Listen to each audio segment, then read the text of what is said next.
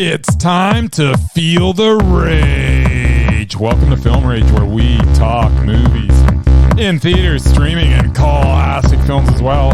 Directors and actors beware, as you cannot hide from the rage.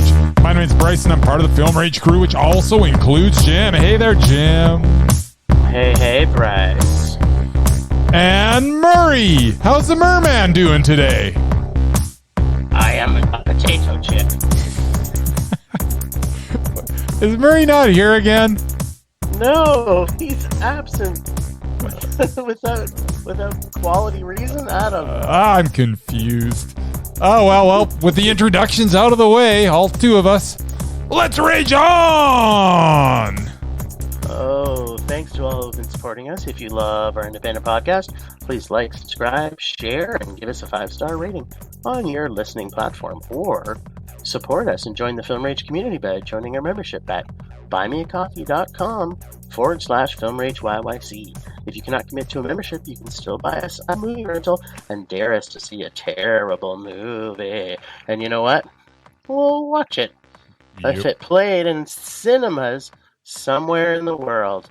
Now, let's get to raging. But first, here's a word from our sponsor.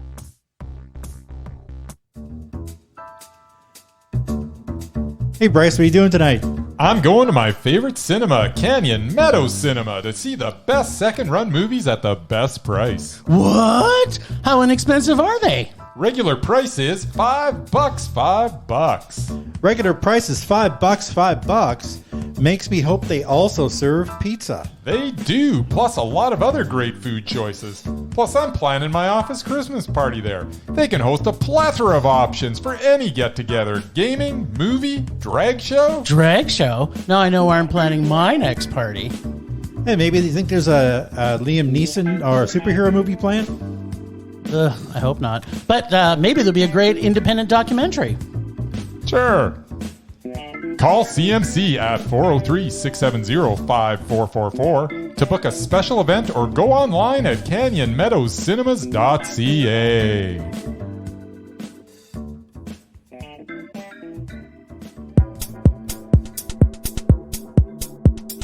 That was a really good mix, by the way.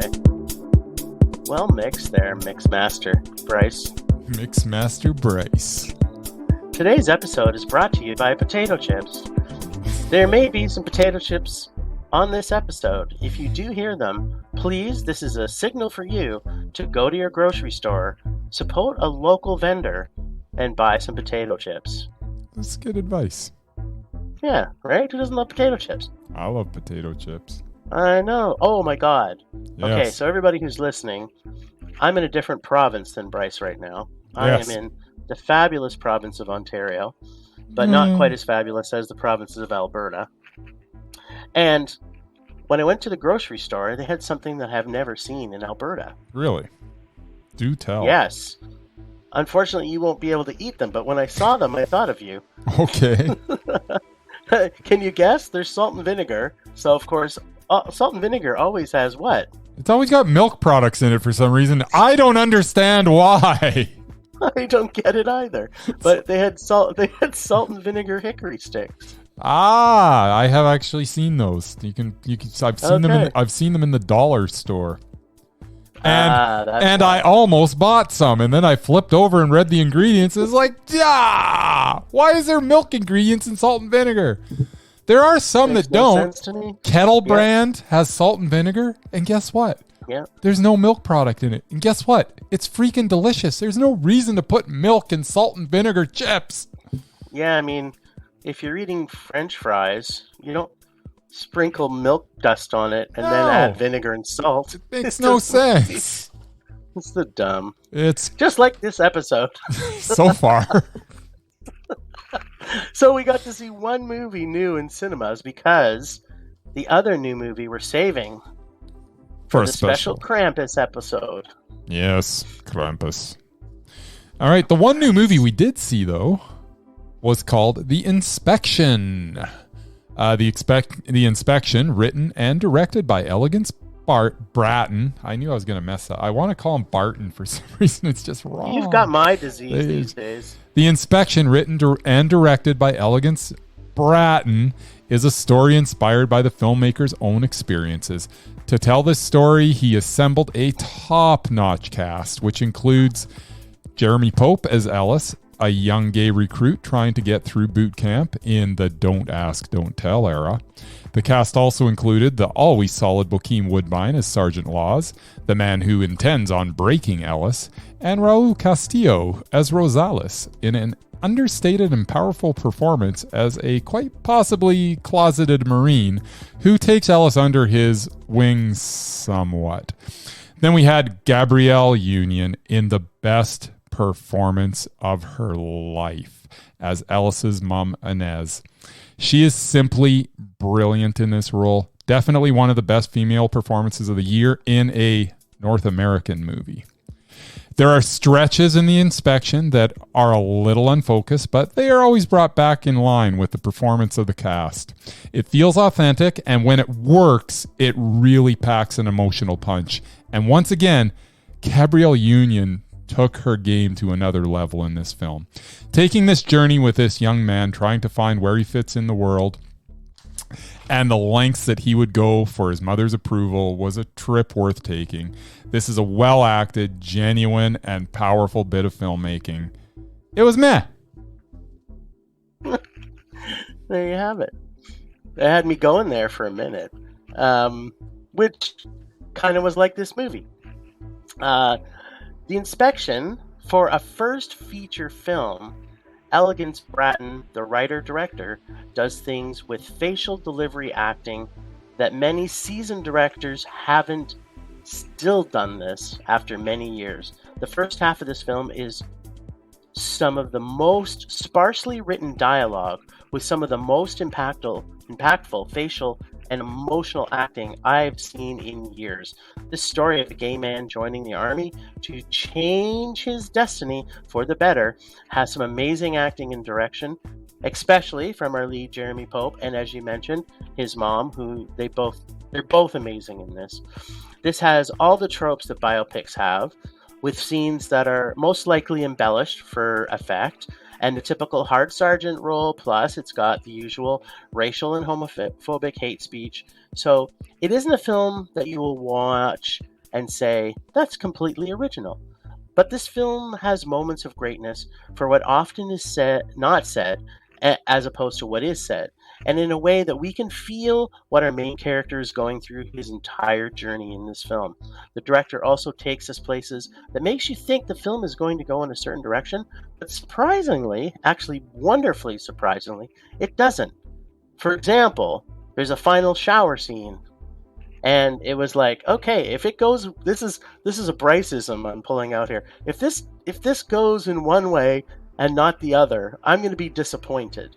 And so this had a fantastic couple of spins in this movie that had me guessing what's going to happen next in this. Yep. I liked a lot about this film. I really look forward to seeing what Elegance Bratton does next. I hope it isn't a biopic, because for the most part, they're awful. But this one wasn't. It was meh. There you go. I think we watched the same movie, Jim. We don't always, but I think we did this time. I think we did. The acting in this was really good. It was incredible. It was, and that's why I made the point that even when the script kind of drifted off a little bit, these actors brought everything back, and just some standout performances. And I was completely blown away by Gabrielle Union, and I've never seen her that good, like ever, like not even close. Yeah. Not even close. Well, and she was amazing. This is, I think, what I think is made. Again, this is another one of these ones. This is a really powerful project for his first feature. Yeah. And it makes you wonder, how much help he got, because he has the direction down, I think.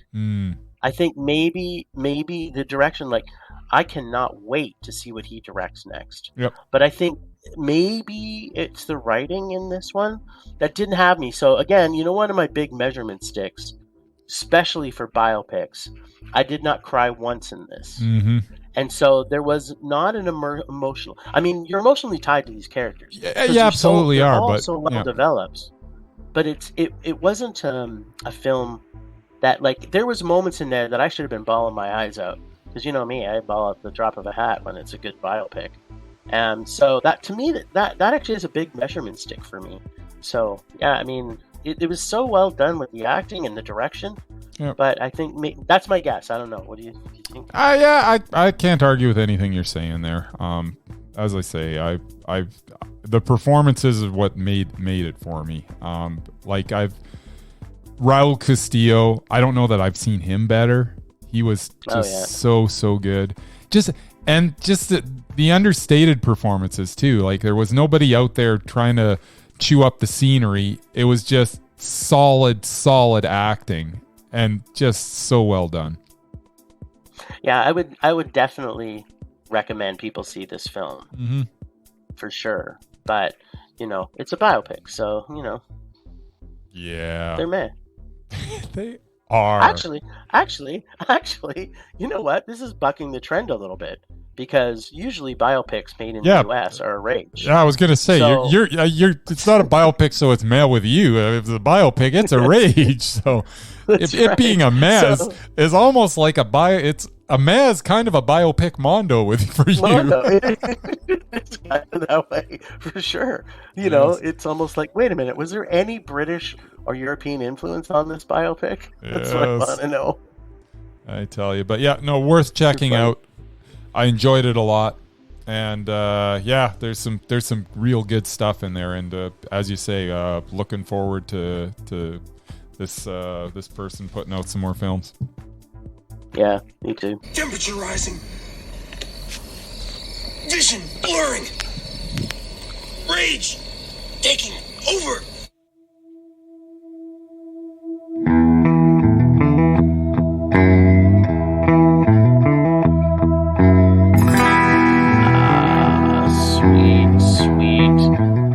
Sweet rage. So, my rage this week, because I didn't really see anything in cinemas that made me upset one bit. In fact, I don't have a lot to complain about the film that we saw. So I'm going to go back to an old standard.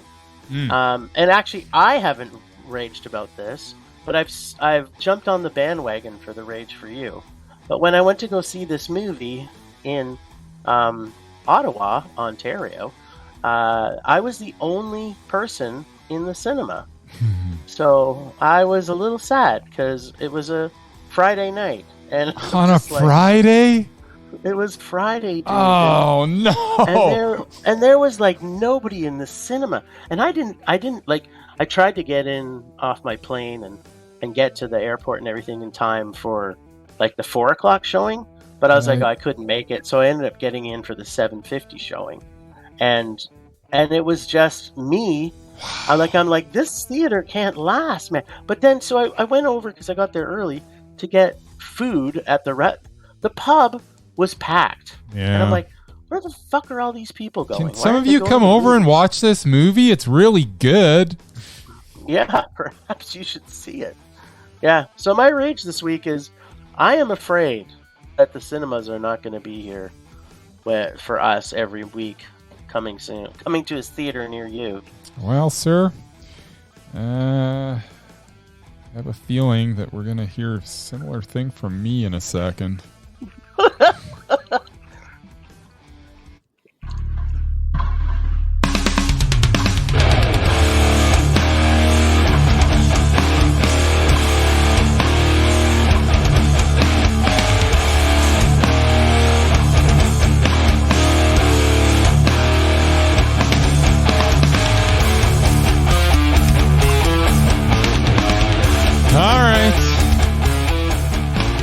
My rage is the same that it's been for a while now, and will continue to be my rage until people show up at the theater.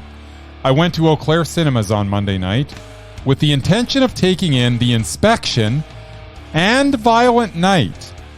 When I got there, I was informed that they had canceled all the late screenings. There are so few people attending the cinema that they are now canceling screenings. Next, there will be no movies on Mondays, then Mondays through Wednesdays, then only on the weekend, and then eventually there will be no more cinemas. please go to the movies and support your cinema. That includes your local art house theater or your local multiplex. Just please go to the movies so that I can continue to enjoy the movies the way they were meant to be seen, on a giant screen with a bag of overpriced popcorn in my lap and surrounded by people in a communal experience.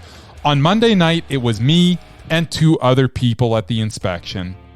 And then I bolted over to Market Mall here in Calgary to take in Violent Night, and there it was once again me and 2 other people in the entire place. A total of 6 tickets sold to 2 screenings.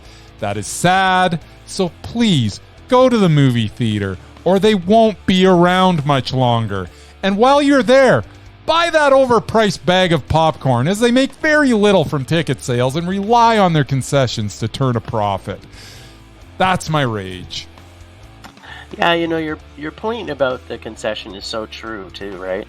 Yeah. And I'm disappointed that this wave of people got caught into COVID, and then it's like, you know what? We're just perfectly happy sitting at home watching on our Giant 20 TVs. Well, no, a lot of people have giant. The TVs are so cheap these days. If you don't have at least a 60-inch TV, I'd be shocked in this era. Exactly. But yeah, I mean, it's. I'm afraid. That's all I'm gonna say. No, I am. I legit they're canceling screenings now, and I realize it's Eau Claire and it's not the busiest place on earth. But then I go over to Market Mall and it's got the same number of people in the screening. So yeah, and that was in their premiere giant cinema with the laser blah blah blah. It's the movie they put in that they thought they were going to get the most people to, and there was 3 of us. So did you get some rectal rumbling? That's what I'm hearing here. Did you get the rectal rumbling? Rectal rumbling? What are you even talking about? The fancy dancy theater that bounces you around and shakes your ass. No, it was Market Mall. It's just got the laser or whatever, the laser HD Ultra super duper sound ultra mix master 3000 cinema. Nice. Yeah, but yeah, I had to pay extra. I don't know why. It looks the same to me, but that's a rage for another day. All right. Charge me extra. What's the difference? They need your money. Stay tuned next week. I might go on a little bit about that. Anyways, yeah, you know what? That's fine. Charge me. You need my money. I used to go to the independent cinemas. I'd make sure I buy a big popcorn and a big everything because I wanted them to stay in business. Now I'm doing it at the big cineplexes. What is going on? Because I feel so guilty just buying a ticket. I was like, you know what? I bought a popcorn and a large pop at the early screening. I did it again.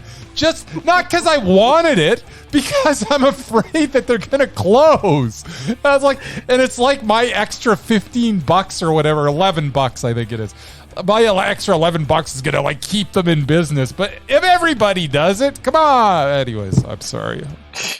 Well, they're two different movies. They are. I'm trying to support every single. Them both. Yeah. That really did make me rage. Yeah, me too. All right. Rage subsiding. Pulse slowing. Anger fading. Oh, there it is. Nice. So, we don't have, because we didn't really see much. Yes. But I did want to put that out there that Elegance Bratton is only 7 movies away from making the undoubted. That's true, but his next one's got to be a Mondo, which I have no doubt that it will be. Yeah, I'm pretty sure it's going to be. So, yeah, I'm going to put him on the website. All right, he's on deck. It's only 7 to go. Pending their 7 next movies. That's it. Well, and did you want to talk about the star performance of our mom?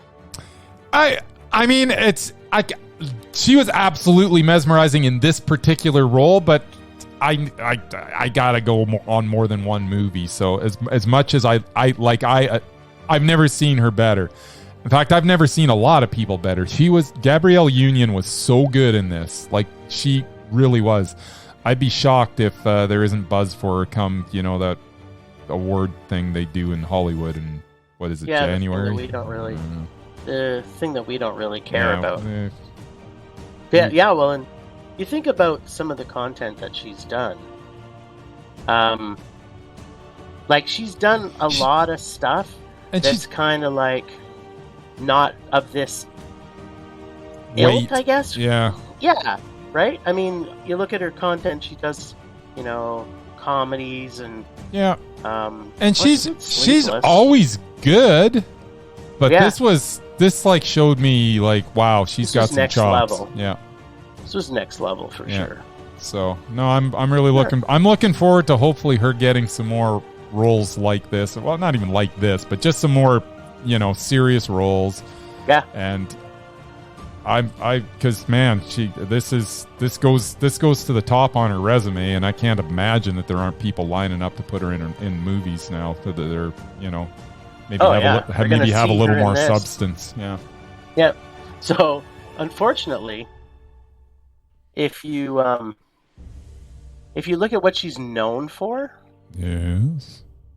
Okay, like we go to IMDb, you go known for. It's kind of like the movies that are most popular. Right. Lay them on me. Okay, so number 1 is Bring It On. Yes. Number 2 is Bad Boys 2. Oh God. Then 10 Things I Hate About You. I like 10 Things I Hate About You. It was meh. It's funny. Made me laugh. Had Heath Ledger in it. Yeah, Heath Ledger sighting. So yeah, I mean, this is good for her. I'm glad she's stepping into this world of great actors. Mm-hmm. So yep. Well, that's all I wanted to say. What else you got? I got nothing. Nothing. Right. You know me better than that. You know I've got nothing. You got lots. You don't show it to everybody. Sometimes, I've seen it. Sometimes so I got stuff, I guess. Not often, but sometimes. You got stuff. I got the stuff. All right.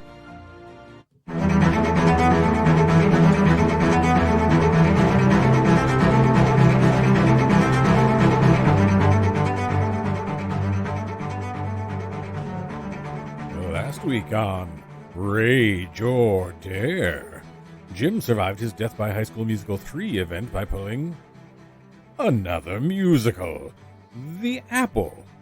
I'm not sure if it's as poisonous as the one the witch gave Snow White, but yes, I'm sure this will do nicely.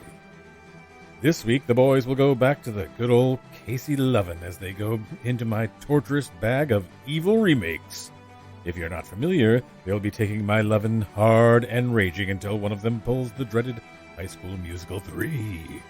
So let's hope it takes some time before that happens. Now let's check in with Jim and find out exactly how poisonous The Apple was. Surely if it's a musical, it's going to be pretty deadly. But was it like polonium deadly or just, good old-fashioned arsenic level poisonous? All right. Well, Jim, how deadly was it? Well, with an intro song like Hey, Hey, Hey, Bim's on the Way. Bim's on the way! In a contest, I'm going to guess is like Eurovision contest, but called World Vision. Yes. But no one was starving, so that was kind of confused me a bit. Where the best heckle to the band on stage was, go back to Moose Jaw. This has everything you want from a music sci-fi film. They're from Moose Jaw. I know. I mean, these songs are awful, but this film is one of those so awful, it's hilarious. If they were trying to do the music sci-fi version of The Room, they nailed it. This feels like if Death Race 2000 was a music sci-fi film instead of an action comedy sci-fi sport film. And any movie that says Moose Jaw at least 10 times deserves extra props. It's got all the great ingredients that all early 80s music sci-fi films would have. token gay character, evil record exec who's either German or French, I couldn't tell by their accent, or whatever sounded evil, I guess, in 1980. Dance numbers in random places, flagging, over-the-top, out-of-place acting, terrible campy songs, British douchebag musical star, love triangles, sex, drugs, and rock and roll. Oh, wait a minute. Not sex. After all, it was rated PG. But also because the sex scene was a dance number, plus cheesy singing that never ended. Nothing made sense in this movie, which actually made it quite a bit better. Now, where was I again? How many musicals I liked? Remember last week I said I only have 5 musicals that I like. Well, that number is now 6. Now did I think this movie was a good movie? No, it was not a good movie. Hell no. I fully enjoyed this trash heap of a movie, though, for it's so bad it's funny. The apple wasn't poisoned at all. It was just meh. Think of this in the vein of Flash Gordon meets Rocky Horror. Yeah. Sacred Apple. Holy Apple. And it's funny how it was shot in 1980 to a 1994 futuristic 1994. They nailed it. They got it right on, man. Yes. Right on. And the best thing about this was the ending, because it was just like everything made no sense. They started passing laws. They started floating up into the sky. And then this, I don't know if he was like a Jesus character, comes down in a old Chevy Impala to pick them up, and they go off, and you're just like, where are they going? I'm just like, I have no idea. This was so funny. I couldn't stop laughing. I am so glad you gave me this. It almost made it to Mondo. So here's the thing. When I gave you this, it was based on the fact that I don't even remember when it was, but I know somebody was watching it one day, and I sat there and I watched it for like 5 minutes, and I'm like, this is terrible. Like, what the... And so then I did... So then here's what happened. For some reason... This is the first time that I've ever done this, but I was kind of curious about the apple. So I was like, I know I gave it to Jim, but I'm just going to watch it until I can't watch it anymore. And I'm like, oh man, Jim's not going to hate this because it's so unbelievable. Like it's almost mind melting. Some of this. It's like, you can't look away from this movie. Such a train wreck. But you see the comparison to Flash Gordon? Oh, absolutely. The Ming the Merciless character. Every time they said Moose Jaw, I just laughed my ass off. It's just like, I laughed so much in this movie, and I'm just like, I blew it. This should not have been in the bag. I'm so glad. Well, you usually have a good chance if it's a musical. Yes. I mean, you did pick some musicals for me. One, in fact, remember I bought because it's the only way I could watch it. Yes. I still have it in my streaming. I can still watch that again if I want. But was it like Can't Stop the Music or something? Yes, like that was exactly the terrible torture that you put me in. Oh man. Yeah, I kind of blew it this time because I mean, it's almost a Mondo. It is. If ever there was a so bad it's good movie, I mean, this is it. Holy crap! I'm just watching it, just dumbfounded, but giddily dumbfounded. Oh yeah, like even just how everything was just like there was no story connection from one scene to the next. It's like, what is going on? And give me more. I don't care. Oh my god, dude, that is so good. I'm so glad that you watched it. Like I'm actually really surprised that you thought I should probably see this. Yeah, because I don't know why. I just had this overwhelming urge. Like literally that night when you plucked it, I was like, you know what? I literally saw like a few minutes of it, so I'm just gonna watch it for a little bit. And the first time they said Moose Jaw, and then I was like, okay, I'm just gonna keep. And then I'm at the end, and I'm glad that I stuck it out to the end because the end is so bonkers that it's like I was enjoying myself to begin with, but holy crap, what a great ending! It's the best Makes ending no of sense. any movie that was never should have been. Oh my god! It's like, who's writing this and what were they on? I don't know.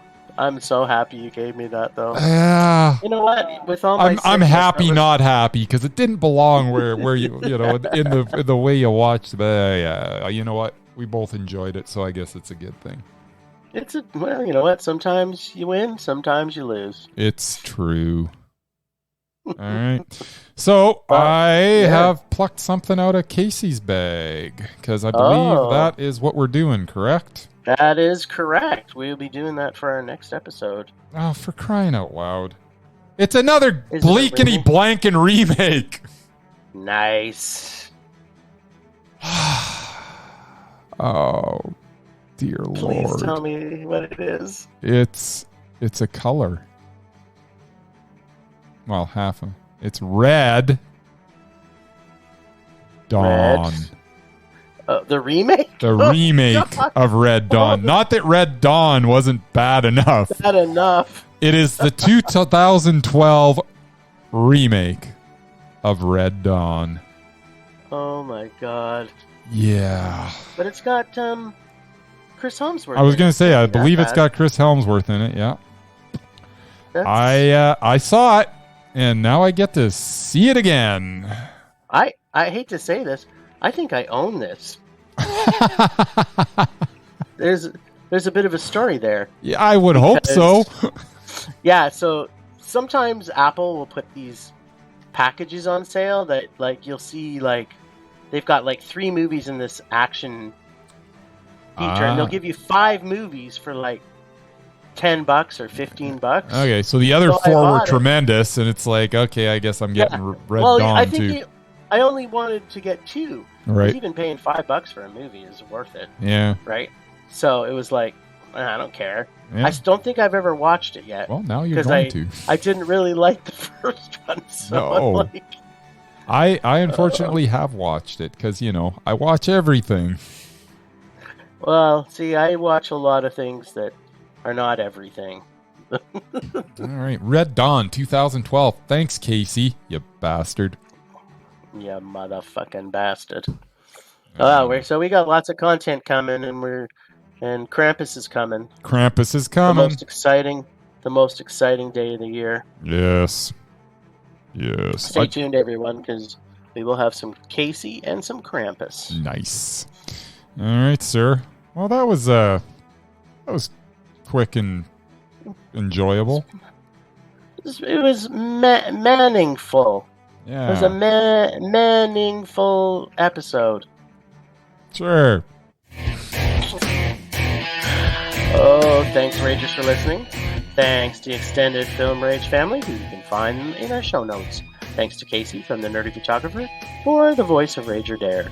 Find us on social media everywhere at Film Rage YYC. Check out everything Film Rage at filmrageyyc.com, including our merch site for Redbubble and TeePublic.